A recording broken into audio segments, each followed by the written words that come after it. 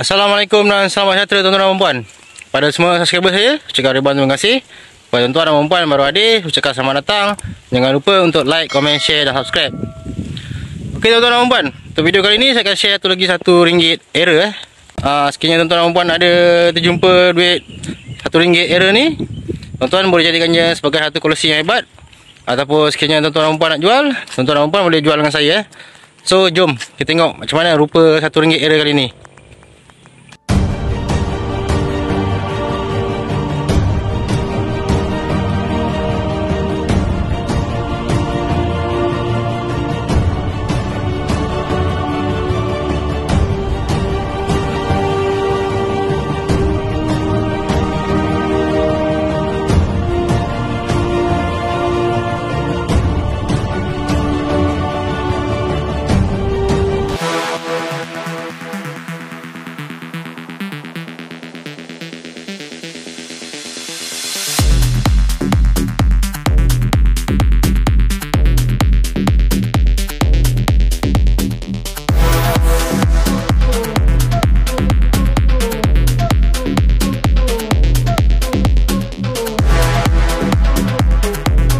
Okey tuan-tuan dan puan, macam tu lah duit RM1 error tadi So sekiranya tuan-tuan dan puan jumpa, tuan-tuan dan puan boleh hantar gambar situ tembak di Messenger ataupun Telegram Nazif Falak Channel.